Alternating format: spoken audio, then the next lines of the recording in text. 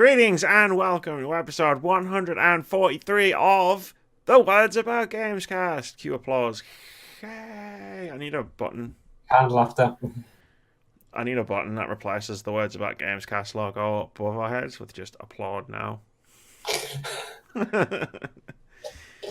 I'm your host, Amy Alexander. I'm joined this week by, of course, Keith Robinson. Yo, That dude over there. the familiar one. The familiar one. The cool dude. The one who's always got my back. And knows always about. And I just love you so much. Thumbs up. That's what I get for professing my love. I get a thumbs up. How are you, Keith? Coexisting in a domicile. Gotcha. So 2019's been a year so far. Almost been a month. I know, right? But it's been pretty crazy in terms of just in terms of games. Again, before anybody tries to tell me the world is shit, I know the world is shit. We don't talk about the world on this podcast. We talk about games. And let me tell you something about games. Fuck, there are a lot of good games coming out at the minute. Do you know how many times I've stayed up till 2 or 3 o'clock in the morning because I can't stop playing a game? This year or in general? I mean, in general, I don't know the number, but I've only been reviewing games again for just over a week, so I've only played four videos, and 3 of them two of them have kept me up. One of them I did an all-day stream of. It didn't keep me up, obviously. Cool about that. Yeah, you did. You caught the best part when I was being relentlessly stalked by a giant man in a trench coat. I held it together during the liquors quite well, you know. And then that dude came. It was how... Sorry, we're going to Resident Evil 2 things here because it's fucking amazing. It was how sudden his appearance is, though. Where it's you just doing your thing, you're wandering around, you're doing the police station. It's okay, cool. Spoiler alert, by the way. You put the fire out, and then it's alright, cool, I put the fire out, now I can get around that corner. And you walk around the corner, and then it's oh, there's a helicopter. Before your brain can even register, oh, shit, there's a crashed helicopter in my way. Dude just picks the fucking helicopter up, starts walking towards you. It's I got no time to react to this. Just fucking run! For the next, 45 minutes, just run. Run! Yeah. Oh, man. Stressful. Intense. Should we jump into the news? Yar. For a change, the words stressful and intense do not segue neatly into our number one story, because I chose to go in a different direction this week. This actually was happening while we were recording last week's episode. And I get thumbs up a lot. I like thumbs up. The story goes, YouTuber sacrifices sleep to stream Donkey Kong 64, raises $340,000 for trans kids. And then for some reason I've copy-pasted the headline twice. I had noticed, and I was just waiting to see if you repeated the title twice without realizing. This is from Emma Kent over at Eurogamer, who writes, last week, YouTuber H-Bomber Guy, Harry Brewis, streamed Donkey Kong 64 to raise money for trans charity Mermaids. The stream began on the 18th of January with the aim of fully completing Donkey Kong 64, a feat which has apparently eluded H-Bomber Guy since childhood. We can be thankful it's taken him this long, however, as his ambitious mission has raised over $340,000, which is £233,490. Or it was last week, anyway. The charity in question, Mermaids, is a British organisation focused on raising awareness about gender nonconformity in children and young people. It provides vital support for trans kids and their families and has won several awards for its work over the years. Somewhat unusually, H-Bomber Guy's stream was motivated by a recent campaign against Mermaids when the charity was selected for National Lottery funding. Led by writer Graham Linehan, Father Ted and the IT crowd, and papers like The Times, Mermaids was labelled an aggressive group seeking to encourage child sex change procedures. Linehan also promoted an email campaign against the charity on Mumsnet in which he called for National Lottery funding to be withdrawn, which has since been deleted.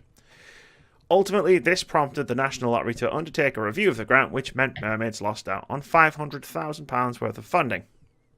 In response to this, Bomber Guy set up the stream to combat the woefully misinformed media discussion surrounding the defunding of Mermaids, and also to spite Graham Linehan.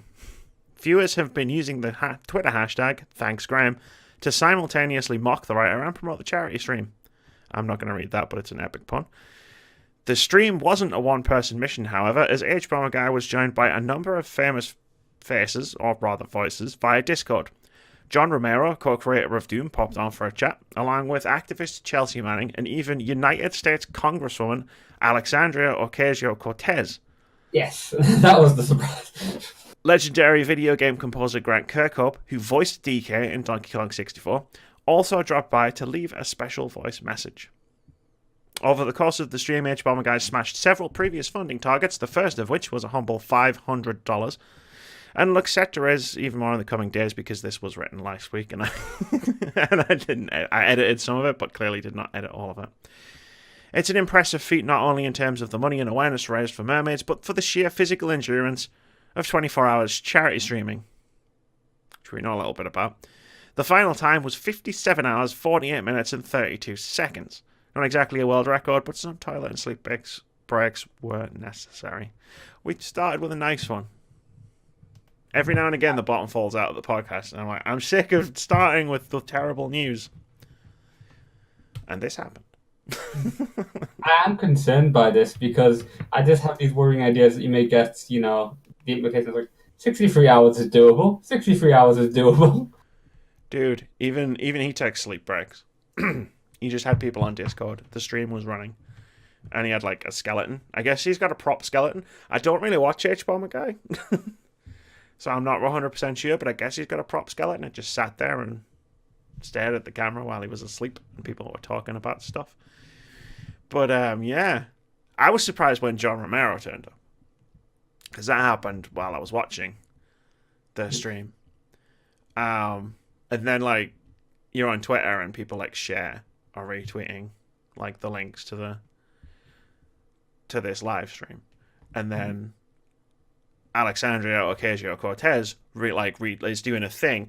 It's such a fucking weird, convoluted. Basically, Aaron Sorkin, the reason she ended up finding out about the stream was because completely separately on the same day, Aaron Sorkin, the person who wrote The West Wing, had a pop at her about talking about transgender rights.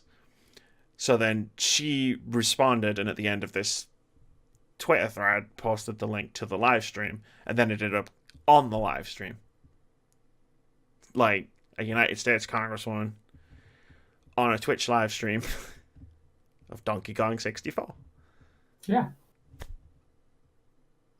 Mental night last week. It's really cool though.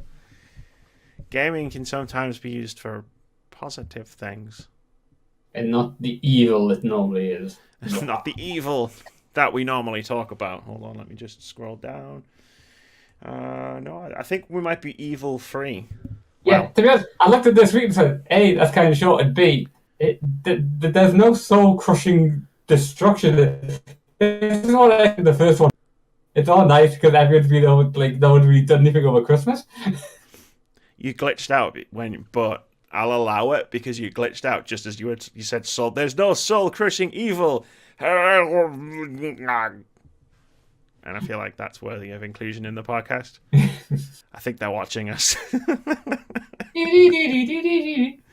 Yeah. But no, it was really cool. Like, just to be a part of it. And so many video game people came out. Like, Josh Sawyer, the guy who wrote Fallout New Vegas, was just there. Like, people were just jumping into this Discord. It started out as H-Bomb and his moderators or his producers or whoever was basically running the show. And they expected it to rate, like, H-Bomb guy was talking about raising $5,000 and to be streaming, like, maybe for 24 hours. So, like, props to, like, everybody who is involved in keeping this thing going as it ballooned in popularity. And they just started getting crazier and crazier people showing up and raised, like, almost half of what the National Lottery grant was. Graham Linehan needs to speak out against more charities because it seems to be Oh no, because they still lost a lot of money, but they haven't lost it yet. The chances are they probably get it back after the National Lottery review. So they'll get the £500,000 of National Lottery money, but then they've got this £233,000 of like non-ring fenced funds. Yeah. So whereas when you get a grant from the National Lottery, you have to do specific things with it that you've applied to do with it. But this money they can do. Yeah.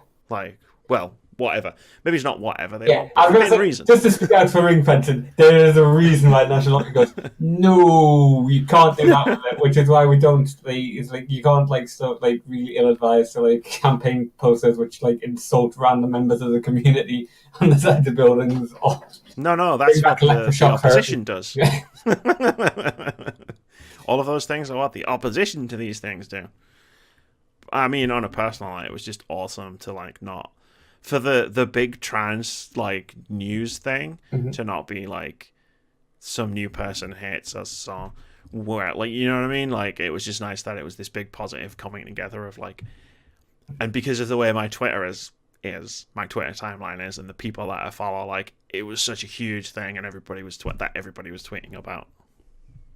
It's like your Twitter following is very different to mine. Yours would be all over being about this, whereas last week mine was all about what happened at PAX South at the role playing conventions. Or my Twitter following is pretty much evenly split between video games, Brexit, trans related stuff, and then cute animals. And there's crossover on that last one with the first and third one. A lot of games people and trans people post cute animal stuff. D&D, artwork, games industry stuff that I may have clicked. Oh, and loads of artwork.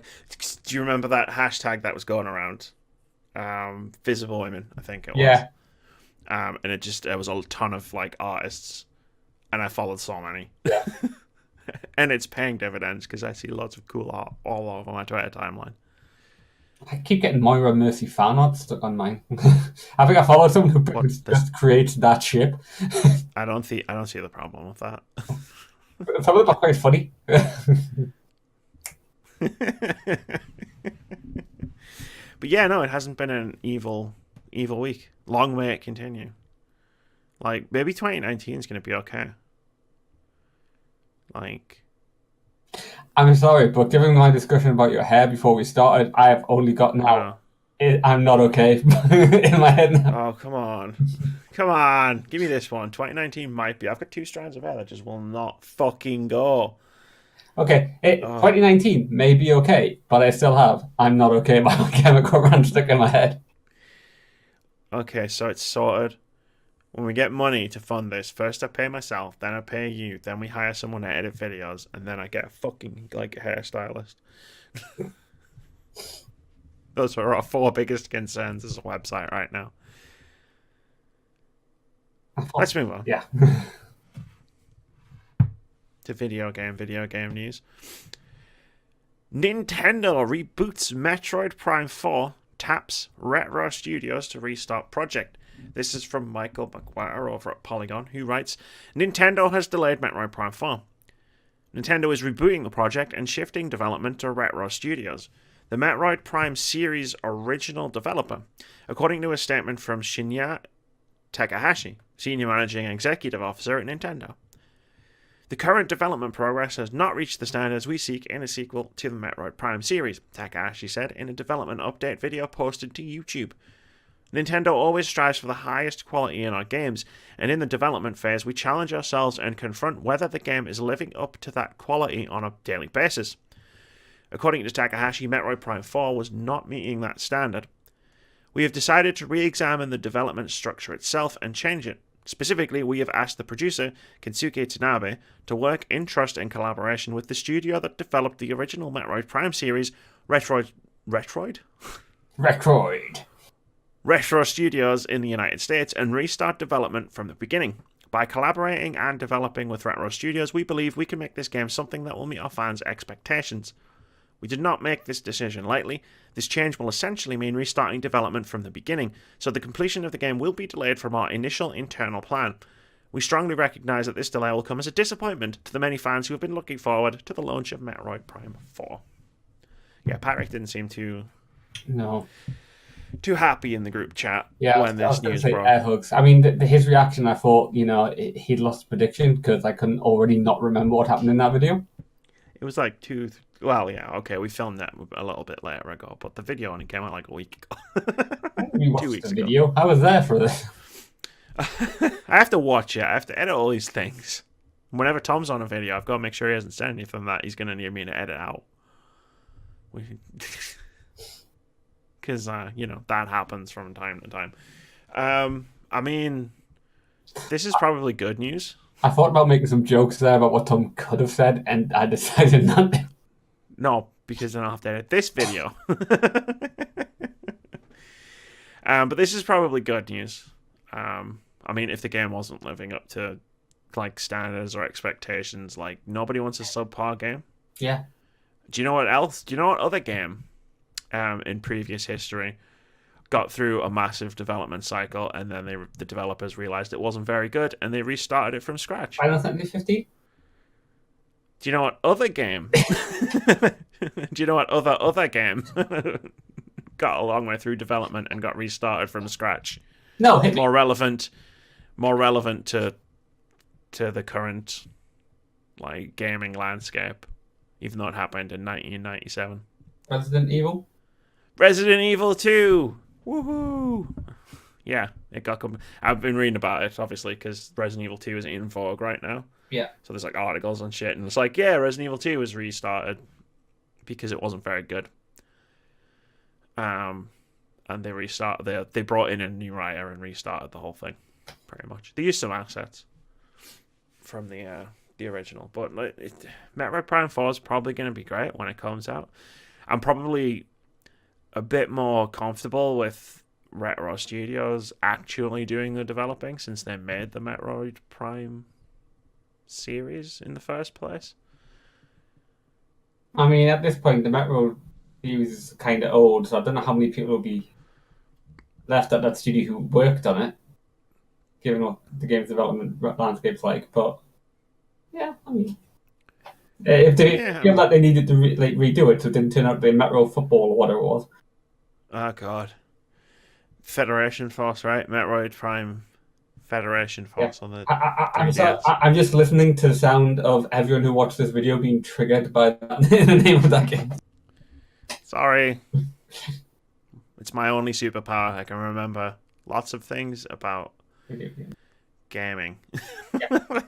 Lots of things most people would rather forget. It's like main 3.5 in D&D.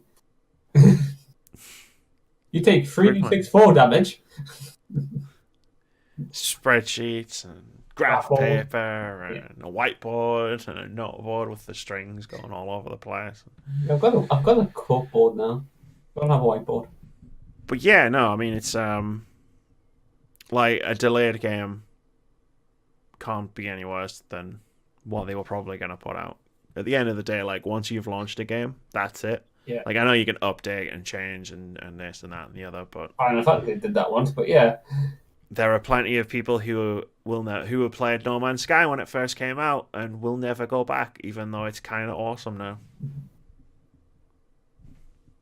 So you can't unring that bell, to use a metaphor. You don't get a second first impression. Exactly. Not even early access games get a second first impression. Indeed. Even though they try. Keith, I feel like we've mentioned this in every podcast for a while. Let's talk about the NPD numbers and stats and stuffs. Oh. So NPD finally dropped for December last 2018, which obviously includes the month of December and the full year results. Some shit went down in December. So I'm gonna read the. Would you like the best selling games of December or the 20 best selling games of 2018? Let's start with December, and that might inform us about what's going to happen for the 20 best selling games of 2019. Okay, so the best selling games of December 2018, from December 1st to December 31st. Super Smash Bros. Ultimate was number 1. The only game on that list I played. Second was Call of Duty Black Ops 4. Third was Red Dead Redemption 2. Fourth was Battlefield 5. You know, that game that, you know, because it was a video game, nobody bought it. Yeah, it was the 4th best-selling game of December. Fifth was NBA 2K19. Sixth was Mario Kart 8. Go Mario Kart. 7th, Madden NFL 19. Then we've got Super Mario Party, Pokemon Let's Go Pikachu, Spider-Man, Assassin's Creed Odyssey, Pokemon Let's Go Eevee. What's wrong with you people? More people buying Pikachu than Eevee. Yeah. You're all dead to me. Yeah. See... Oh no, go for it. Well, I was going to say, we kind of passed past them. I thought I went to like Mario Kart 8. That was on that list for a specific reason. List yet. And later on, Super Mario Odyssey. They're on there for a specific reason, which is so many people picked up the Switch just a Smash, then looked around for other games they could get to go with it, and it's like, Mario Kart, that's another game in the same vein. Like, you can do a bit of single player, but it's mostly multiplayer. I mean, spoiler alert for the next few minutes of discussion, but all right. Spoiler alert for the discussion after we finish going through the data. This is going to be a lot of talking about Nintendo. Yeah. In 13th, Super Mario Odyssey. In 14th, Legend of Zelda: Breath of the Wild. 15th, Just Cause 4. Then we had FIFA 19, Grand Theft Auto 5, Minecraft, Spyro the Reignited Trilogy, and in the 20th best-selling game of December 2018. Was Fallout 76. Do you know why? Because it went up. But I'm assuming it's the same situation in America as it is in the United Kingdom. Because in December, at least in the UK, these are American numbers, but in the UK, the price of Fallout 76 in stores dropped to £20. Yeah. That's the top. It launched at 60 and you can pick it up for 20 quid. Yeah, so in America, I imagine... It went over. The place that I went to didn't initially sell it. I think that was just the recommended retail price. Yeah, no, that's the actual price. It's not on sale or anything like that. It's like it's dropped in price to £20. So I don't know what the situation is in America, but obviously Fallout 76 is still selling quite well because it's really cheap right now. So with that being said, let's do the top 20 best-selling games of 2018. This is in revenue, not in actual sales numbers. Yeah. I can't remember where we landed on what we thought was going to be the top-selling game of 2018 on the NPD list. To be honest, my predictions would have been, at least for the first two, is bang on. Because once I heard what was going to... In one of them, it's like it's a yearly thing. The other one is sort of like it was going to eclipse anything. We knew it was going to be one of the two. I just can't remember where we landed on that. But the best-selling game of 2018 on the NPD tracker was Red Dead Redemption 2, followed by Call of Duty Black Ops 4, NBA 2K19, Madden NFL 19, Super Smash Bros. Ultimate was the 5th best-selling game of 2018. I mean, what date was it released? December. I think it was something like December the 11th or something. That 4th. It came out. I think it was the 4th of December. Yeah. It came out.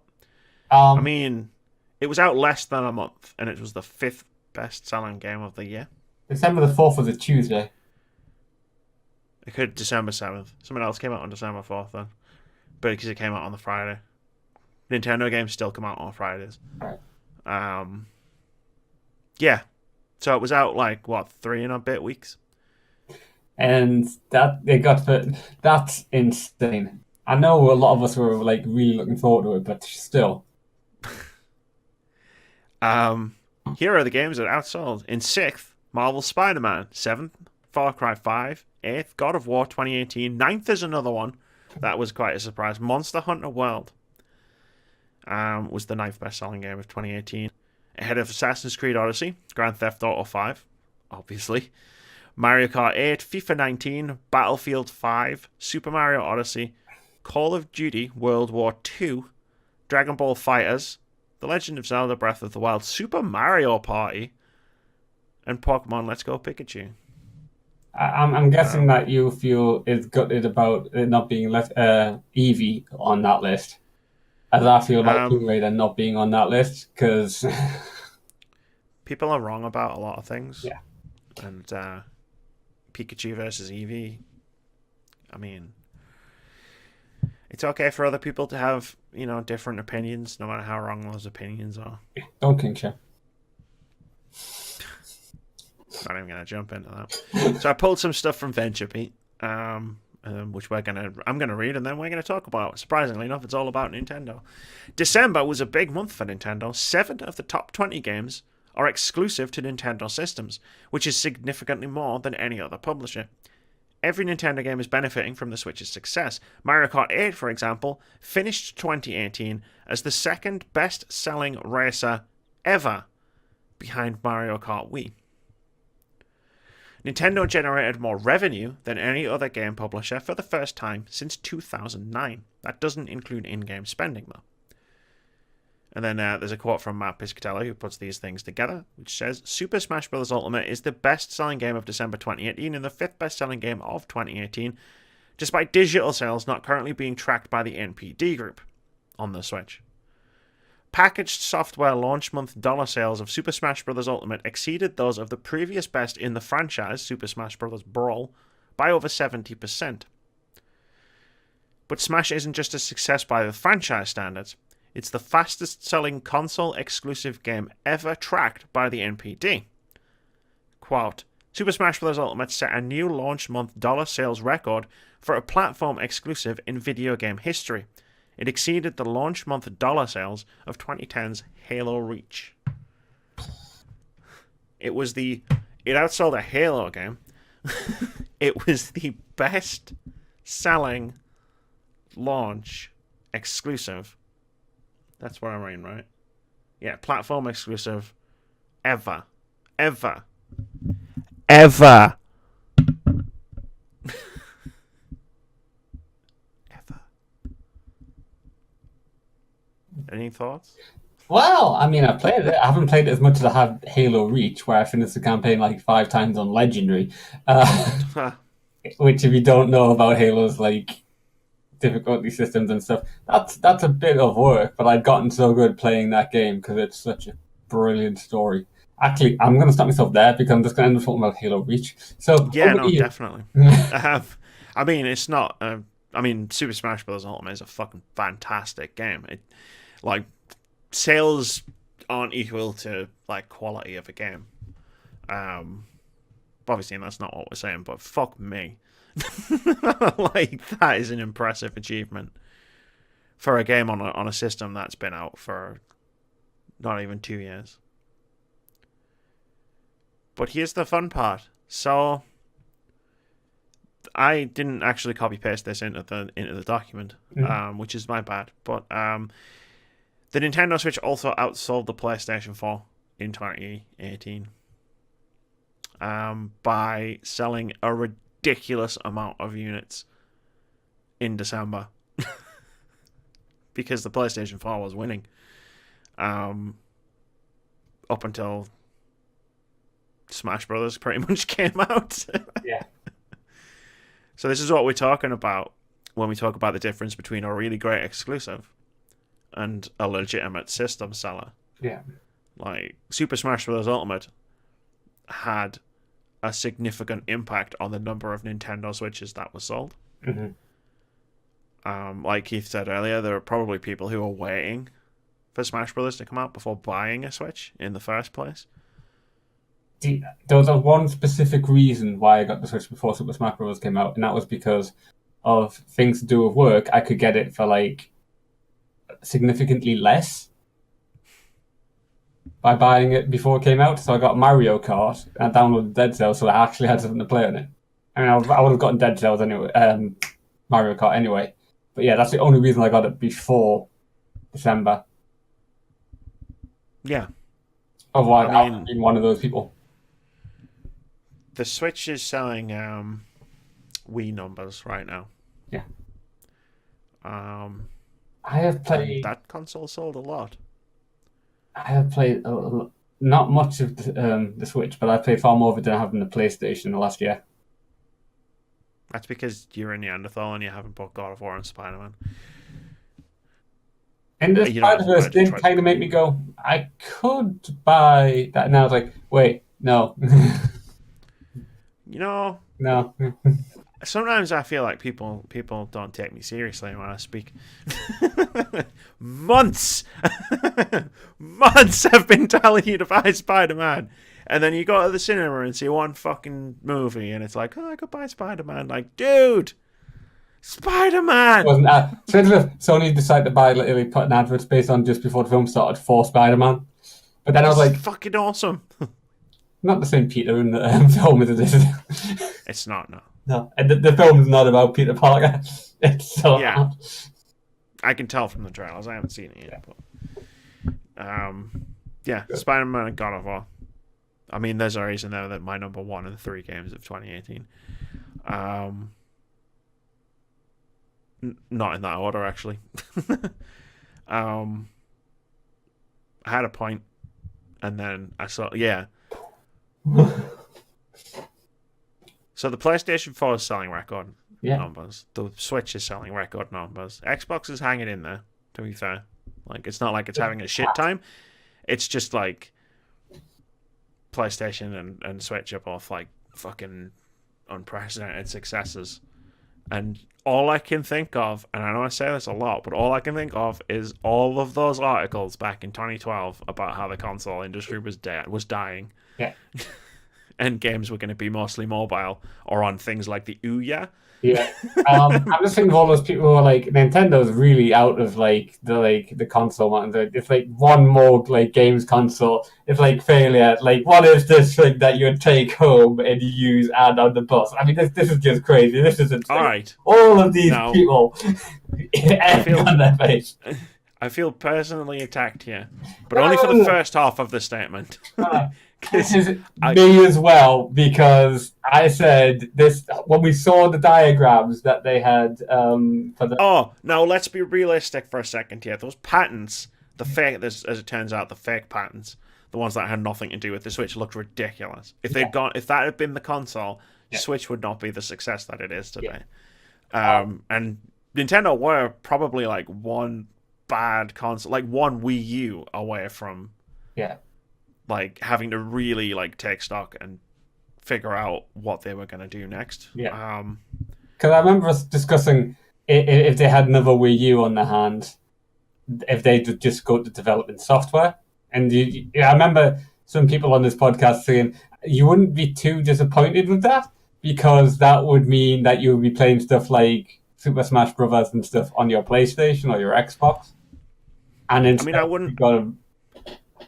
Like, I would have been fine with that. I'm fine with how it played out, but I do want to defend myself and just say that the launch event was poor. Yeah.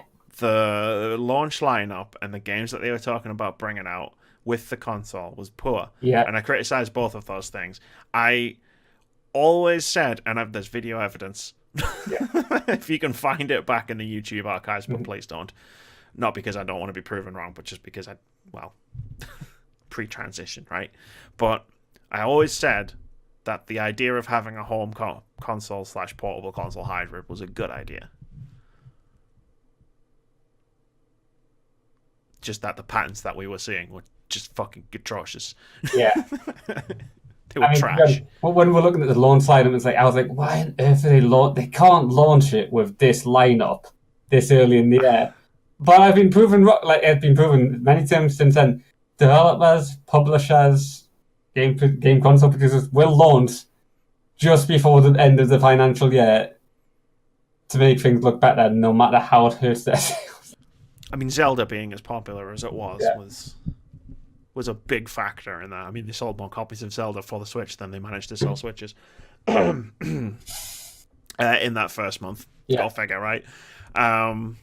But yeah, I mean, like, because the games have always been top quality. Even on the Wii U, the Nintendo first-party games were fantastic. Mm-hmm. But that's what's nice about the Switch being a big success. Yeah. Because it's a big success because of games like Zelda and Mario and Smash Brothers, whereas the Wii was a big success because of games that I didn't give a shit about. Yeah. Like Wii Sports and We Play and We Star Fit Fox. and Project. Don't remind me about Star Fox. But yeah, it's like it's nice to be a part of the wave instead of just being like, I have a Wii. What the fuck do I play on it? Yeah. Like, which is nice. Anyway, let's dive into the next news story. Nintendo are having a fucking awesome year. Yeah. And they're going to have another awesome year, probably. Probably not going to sell 20 million consoles by April, though. Let's jump into a really strange news story. Yeah, I read this. Yeah. Eximius developer uses DMCA to reclaim Steam page from publisher. This is from Brendan Sinclair over at GamesIndustry.biz, who writes, the Digital Millennium Copyright Act has been used in a variety of ways, but developer Ammobox may have broken new ground in wielding the US legislation. Earlier this month, the Malaysian studio invoked the DMCA to have its own game, Eximius Seize the Frontline, removed from sale on Steam. In announcing the unusual move on the game's Steam page, the developer explained that the DMCA notice was served over issues with Eximius' original publisher, the Gamewall Studios. Quote, Legal action is in process of being taken because the publisher has went off-grid and has not made any payment of the sale of the game to developers. The Gamewall Studios has breached publishing agreement and their rights to distribute has been terminated. End quote. As a result of the DMCA request, the game was pulled from sale on Steam. Those who had already bought it were able to continue playing and the game was still updated, but customers were unable to make new purchases from Steam. Eximius launched on early access in September. The DMCA request was announced January 9th, and over the weekend, Ammobox announced that Steam had transferred control of the game's page to the studio, and Eximius is once again available to buy through Steam. Quote, Steam has just assisted us in regaining control of Eximius from the fraudulent publisher, the Gamewall Studios, Ammobox co-founder and CEO Jeremy Chew said on the studio's Discord channel. They have been removed as publisher and the DMCA has ended. One small win. They have still stolen many months of revenue from us, and we are working on recovering them. End quote. Chew also told GamesIndustry.biz that Valve is the only storefront to this point to remove the Gamewall as publisher of Eximius. He said Ammobox has been in contact with a number of storefronts selling Eximius, Greenman Gaming, Humble Store, and Fanatical among them, but all of them still list the Gamewall Studios as the publisher at the time of writing. The Gamewall Studios did not immediately return requests for comment. What the fuck? Wow. Like, there's other things that get me here. Is like, Steam is the easiest place to self-publish. I could be a publisher. Yeah. Like, of games. Like, 500 quid, there's 5 games, right? Yeah. Like, I could call myself a publisher. That's probably why this has happened. It's someone's, like, fraudulently just claimed, oh yeah, we'll publish a game. And it sucks for them, because they have lost a lot of revenue. They've gone about it in a creative way about getting control of their, or at least. Yeah, I mean, they've had to figure something out, right? Yeah. And, you know, they've figured out DMCA, because technically, if they're not getting paid for their work, it's their work, right? Like, the publisher would be in a breach of contract. I would hope they signed a contract. Yeah. But yeah, it's just like anyone can be a publisher, and this is just. I don't want to just bag on Steam here for once. This is a consequence, like you say, of Steam and the way it operates. But at least they've helped them fix the problem. I mean, at the internet, I said it's like if it's like on Humble is like a storefront, but it's they also don't use Steam to go through it. And they use Steam keys, but you buy the Steam keys from Humble. Yeah. So if Humble haven't, like, it might just be a case of Humble having the developers, the publisher's name still on the product, but Humble gets the money, and then gives it to. I was just trying to double check my maths on whether basically he did just set it up on Steam, and then there's like other places you can get it from, but it still uses the Steam keys. Yeah, but you're buying the key from someone else. Yeah, it like really sucks for them, and hopefully this is the last time we hear a story of fake publishers, because that's just like an evolution of the Valve thing, if it's not. Yeah, 100%. Like, it also proves that Valve isn't just, like, as I suspected for a few months now, is just like, it's a building with no people in it, and just algorithms running on computers. No, There are people there, apparently. there's got to be someone in there, like, a janitor at least. Just Scruffy the janitor from Futurama. Gruffy gonna die how he lived. But I hope the developers manage to get their money. Yeah. That would be a nice. I mean, they've got legal recourse, so. Yeah. Let's move on. EA supposedly won't let BioWare make more Knights of the Old Republic games this week in No Shit Sherlock. This comes from Asha Madan, I think. I think that's how you pronounce it anyway. Over at Windows Central, who writes, "It's not a surprise that EA hasn't managed its exclusive rights to the Star Wars franchise well this generation. Shots fired." While the original Xbox and Xbox 360 saw a tremendous amount of Star Wars content, EA has only managed to release the mediocre Star Wars Battlefront games, which haven't been well received by critics or gamers. Star Wars Battlefront 2 featured egregious pay-to-win microtransactions, which caused various governments to crack down on the practice. However, that's not all. Recently, a troubling report emerged which said that EA wasn't allowing BioWare to make any more Knights of the Old Republic games. According to Kotaku's Jason Schreier via Den of Geek, BioWare has repeatedly asked EA for permission to make a new Knights of the Old Republic game, but the executives at the parent company keep on denying that request. As with any such rumour, treat it with a grain of salt, but from what we've seen in recent months, there may be some truth to this.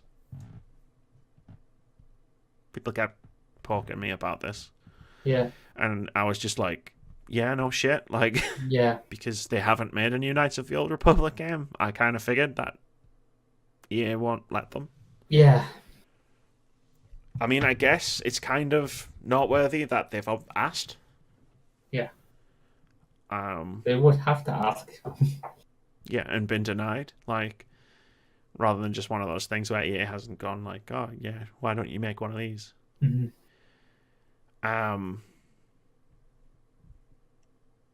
I can see why EA would not want a really successful Star Wars game with Activision written on it. Not Activision, no. No. Not anymore. You broke my brain. Not anymore. Ah! But yeah, no. No, but it's... Ah! But no, it's a thing. It's been doing the rounds because Jason Schreier tweeted at someone. Yeah. In response to a question. I mean, BioWare's making Anthem and Dragon Age, and if the N7 celebration day is anything to go by, something to do with Mass Effect, and the MMO, the Old Republic, they're pretty busy. Yeah.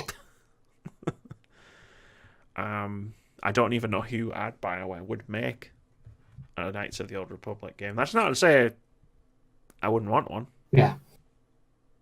But much like when we were talking about Retro Studios and Metroid Prime, BioWare. This isn't the BioWare that made Star Wars Knights of the Old Republic. Yeah, I think someone went on about the whole the MMO thing. It's we're not going to get a Knights of the Old Republic while there's an MMO with it. You wouldn't get a Warcraft while you got World of Warcraft. Yeah. I mean, it's not wrong, right? Because why would you make a Knights of the Old Republic when you've got the Old Republic? You would just tell people, we've got this. Yeah. Anyway, speaking of EA, this one was funny. In a kind of not funny way, but also really funny. The Anthem demo is having some server troubles. This is from Imran Khan over at Game Informer, who writes, "If you've been trying to get into the Anthem demo, you're probably very familiar with the various error messages popping up on your screen all day. Here at the Game Informer office, we've been waiting for hours for the servers to let us in. Word searching Anthem on Twitter is leading to plenty of other complaints about the game, and this is only the pre-order/EA Access demo. The open demo isn't even for another week. In the meantime, EA has posted a number of updates, and there are 3 tweets. Now, the bottom one is the one I really want to talk about, and I'll try and read it with a straight face, but here are the 3 from EA at EA Help. And the first one is, we're adding more server capacity to the Anthem demo right now. Hang tight while we work to get everyone into the game. And then the second one was, we're looking into the infinite loading issue with the Anthem game demo. In the meantime, try relaunching the game and rejoining your mission to see if that helps you. And then the third one. We're now also looking into login issues across all of our games and services, including the Anthem game demo. Hang tight, we're on it, and we'll share more info as we have it. So not only did Anthem break, because of the amount of traffic that was being directed at EA's servers. Apparently, all of their games broke. There's just like one engineer in the bottom of like EA who's like, they can't handle it, power count. I mean, this is a great sign, right? Like, it's a demo that can only be accessed by people who have EA access or Origin access. Yeah. People who've pre-ordered the game. Yeah. Or people who have won codes in various giveaways and competitions. Like, EA, newsflash for you. There's going to be a lot more people trying the game out next week. And there's going to be a lot more people after that trying to play the game on February 22nd. Yeah. But right now, I'd imagine there's people at EA going, we need some more servers. Yeah. Where can we rent some servers? Like, I get it, right? Like, you know, you're not going to need the server capacity in 6 months that you need at launch. Yeah. So you don't want to, like, invest money in this thing. But here's the problem with that. It's one thing if Anthem doesn't work. Like, EA's been down this road before. It knows. They know what happens if they launch a game that doesn't work. Yeah. Like, you can't get that publicity back. Yeah. But if it starts breaking Battlefield 5 or FIFA or Madden, like, you've got a whole other problem on your hands. Yeah. I'm willing to give them like the thing of like maybe that there's so many people trying to log on all of their servers, everyone going through their like their DMR and stuff. That's the issue. That it's a login issue because they're getting hit by so many attempts to join. I'm hoping that's what it is because it has literally just broken other game files not related to it. No, it'll just be the networking and issues on the servers. Like, it'll just be so many people are trying to use all of the servers all at once that EA's servers have just gone, no, please stop. It's not a good sign for Anthem, though. Like, they've already done the usual PR press release, interviews, tweets, quotes, whatever, of saying, like, oh, don't worry, the game is, like, this is, like, from 6 weeks ago. It's, like, it's a completely different build. And it's like, yeah, I mean, that's what Bethesda tried to tell us about Fallout 76. That's what game developers do. Like, the game won't work when it comes out if it's not working now. Because this isn't a beta test, it's a demo. Yeah, it's a demo. They called it a demo, in fairness. Out in less than a month. Yeah, they called it a demo, in fairness. Yeah. Like, they didn't do the whole, like, Fallout 76 thing where they were still having betas days before the game came out. Which is, you know, ridiculous for many different reasons. Speaking of Fallout 76, I facepalmed on the bus when I read the original news story that someone had linked me to this. Yeah. Fallout 76 free-to-play rumor officially shut down by Bethesda. This is from Connor Sheridan over at Games Radar. He writes, Fallout 76's first few months have been rough, but don't expect Bethesda to immediately hit the big red metaphorical go free-to-play button. Many games before Fallout 76 have reversed their poor fortunes or attempted to do so by removing their premium price tag and ushering in scads of new players, so it's always something to consider. Just a quick aside, they already have removed the premium price tag from the game, at least in the physical editions, as we discussed earlier. In this case, a fresh round of speculation was driven by one unusual occurrence: Australian supply shortages. Multiple EB Games Australia customers noticed the standard edition of Fallout 76 was no longer available in local stores. Combined with the difficulties the game has faced since launch, it was enough to make some speculate that EB Games was clearing out its inventory in advance of a big free-to-play announcement from Bethesda. Kind of jumping to conclusions there, but hey, people are kind of down on Fallout 76 recently. And it was enough to prompt some official comment. These replies from the official EB Games Twitter account imply an alternative explanation. They're just starting to sell the Fallout 76 Tricentennial Edition, which is a retailer exclusive in Australia, instead of the Standard Edition. And then there's replies to people. I'll read the first one. It's from the EB Games Australia Twitter account, which says, this information is categorically incorrect. EB Games will continue to support Fallout 76, both brand new and pre-owned, and it remains an active product through both our stores and website. Customers can now pick up the EB exclusive Tricentennial Edition for $79.95. So, what happened was, someone in a Facebook group that I'm in posted a news story. I think the headline from something like they were clearing the shelves of... From a website, it was like, Fallout 76 is reported to be going free to play. And I mean, I didn't even need to click it to know that it was bogus, right? It's not going to happen. The only thing Bethesda could do, there are two things. The only two things Bethesda could do to make the situation with Fallout 76 worse is, one, turn the game off, or two, piss off your own... Like, piss off everybody who's left in the game who probably paid full price for it by making it go free to play 2 months after it came out. That's the equivalent of burning the building down while you're still standing in it, just to get rid of the old wallpaper. I can get used to this. Like, yeah, this is better.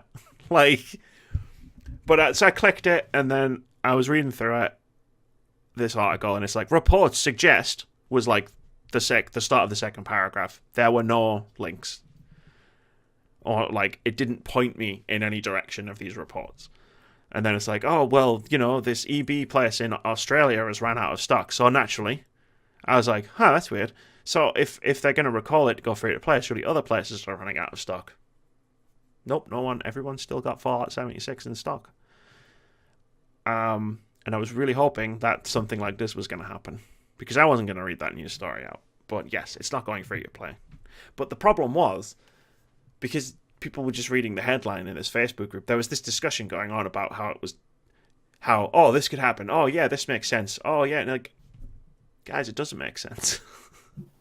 This is a non-story. Stop. Oh dear. Very quickly, do you remember that Assassin's Creed Odyssey DLC that we talked about last week that forced Alexios or Cassandra into a heterosexual relationship to have a child that couldn't possibly be changed? Yeah. It's being changed. So, Assassin's Creed Odyssey to all, a controversial DLC. This is from Steve Watts over at GameSpot. Who writes, yes, there was a controversial thing. Oh, by the way, spoilers for this game. Sorry, I'm just skim reading it. The backlash was enough to prompt an apology from Ubisoft, and now the company is taking it a step further. In a production update, the studio said that it will alter a cutscene and dialogue choices for the second episode, and it will also change the name of the associated trophy/achievement. All of this will be in an upcoming patch, and Ubisoft is looking into the next episode, called Bloodline, to make sure it doesn't create a similar issue. Couldn't change it. This time last week, it was like, we can't change it. And now it's like, we're changing it. Yeah, see, I see kind of problems when like you force a female character to become impregnated, especially in the game where like you're supposed to have a lot of choice. Yeah. Yeah. I think that's just a rehash of last week's discussion, really. I mean, Ubisoft, you can say a lot of things about Ubisoft, they're consistent. We can't do this thing. And then you'd have like the SpongeBob SquarePants, like 1 week later. We're changing the thing. Like, we can't afford to animate female characters, playable characters 1 year later. Check out Eevee. She's going to be in Assassin's Creed Syndicate. Suddenly had an image of the Pokemon there, but no. No, that Eevee. And I just had a vision of Eevee in Assassin's Creed Syndicate. If the next Assassin's Creed game has a Pokemon crossover, they do crossovers. Yeah, not Ride a Chocobo. 15. But yeah, no. Actually, I just wanted an excuse to point out that I have a big Eevee statue behind, next to Ares, behind Rabbid Peach. I'd buy some shit. Pretty sure that's Agent 47 there as well. Yeah, Agent 47, Vault Boy, Sylveon, Eevee, and Ares. Got a giant Batman somewhere. Shelf. It's at the top, next to the Star Fox R-Wing. And the postcard that Bethesda UK sent me for Fallout 76's launch. We miss you. Come back. I got it the day before launch. I didn't really know what to do with it. Because you remember what I was like a couple of weeks before Fallout 76 came out, where I was just like, it's going to be a disaster. It's going to be a disaster. And I've got front row seats because I've got the game. Like, I can't wait. Okay, so we got 2 news stories left. Report. Resident Evil TV series happening at Netflix. This is from Christopher Grant over at Polygon, who writes, Deadline is reporting that Netflix is developing a scripted series based on the hit action horror franchise Resident Evil with Constantine Film. Yay! The outfit behind the long-running movie franchise. Oh. I was gonna pick and rag on the like Resident Evil franchise. But be very careful what you say here. What? Confirmed Resident Evil fangirl here. Be very careful what you say here.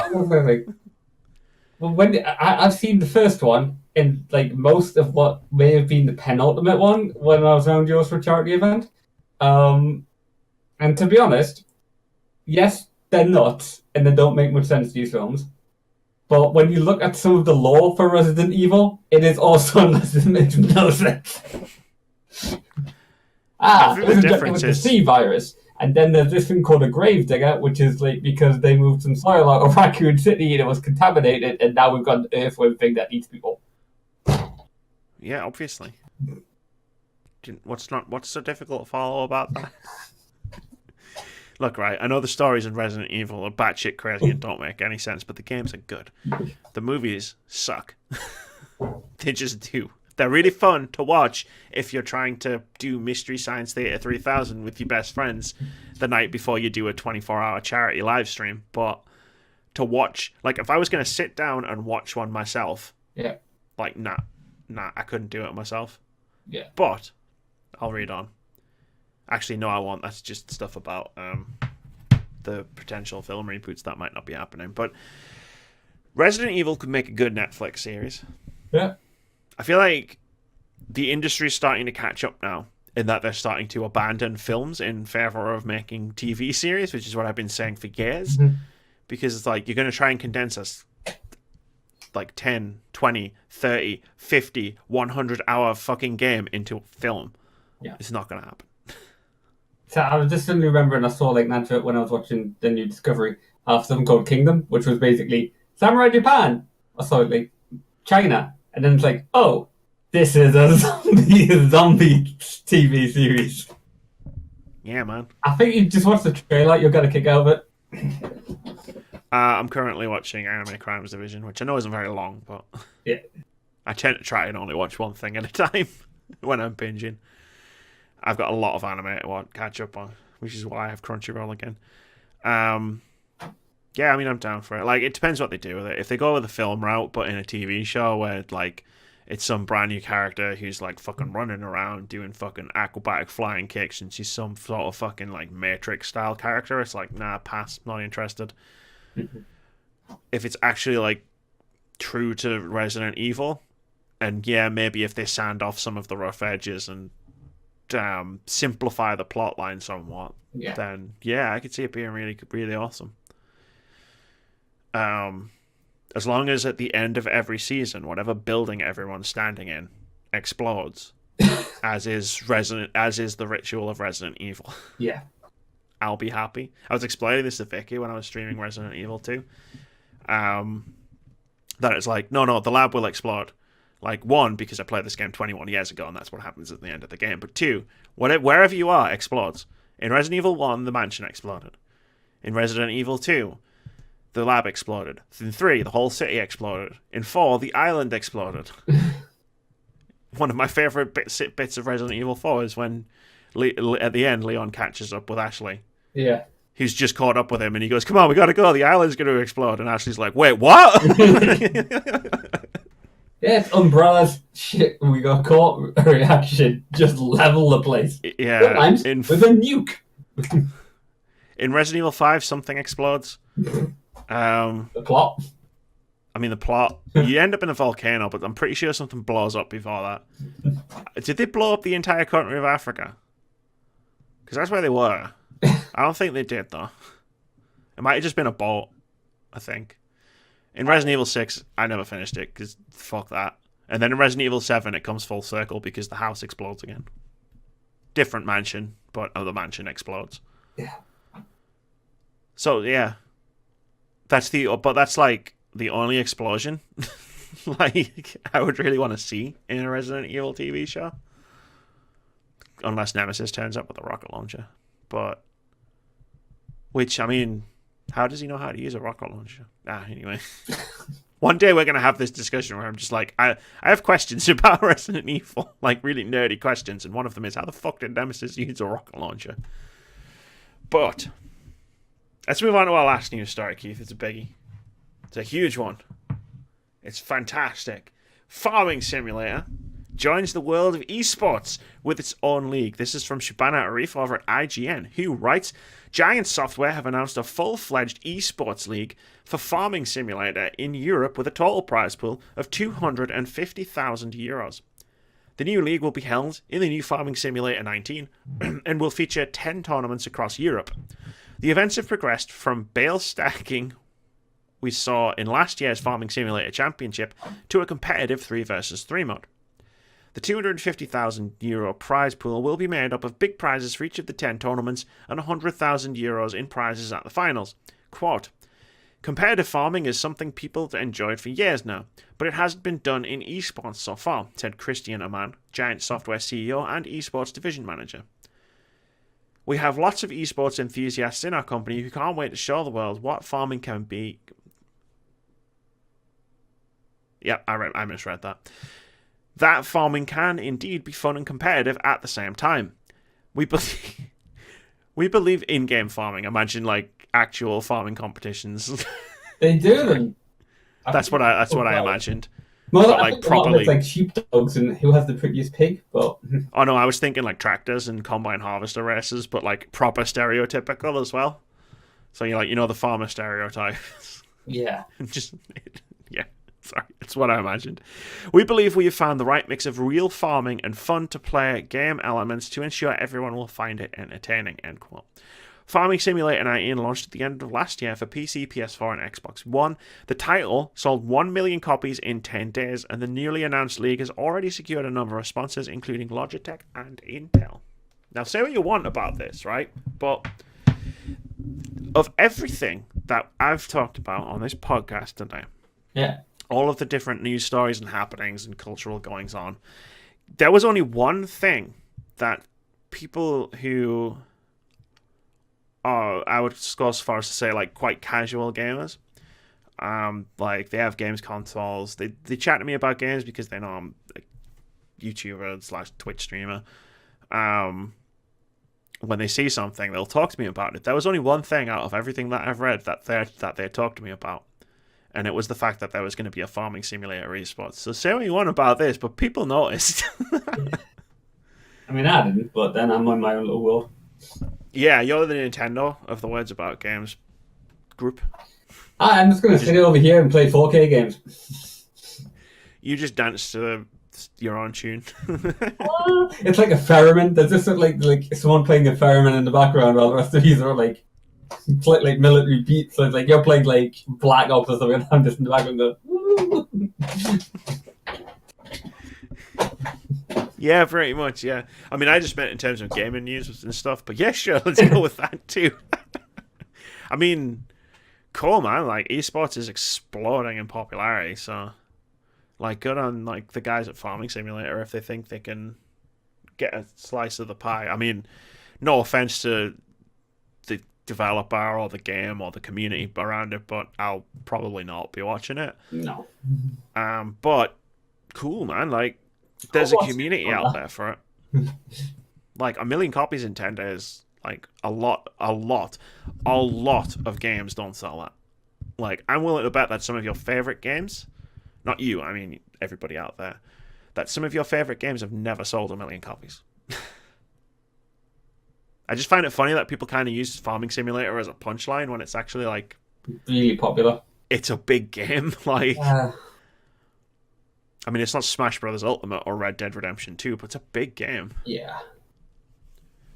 And good luck to them. Hopefully this time next year we'll be reading about the success of Farming Simulator. Esports. The Farming Simulator League. Mm-hmm. Maybe it'll get as many Twitch views as Overwatch. You can imagine.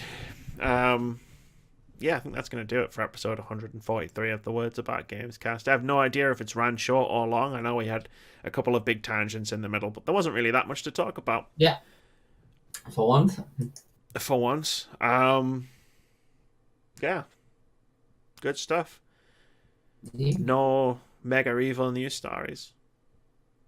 In fact, I actually praised Valve. You saying praise Valve is like Trump's or Satan, really? It's because the bar is so low that them just doing something was praiseworthy. There we go. Backhanded compliment. That'll do. Yeah. So maybe this episode's cursed. Let's see how it goes next week. Coming to you live from the crater that is formed. From the weight of all of the loot boxes. It's definitely time to go now. Say bye, Keith. Bye.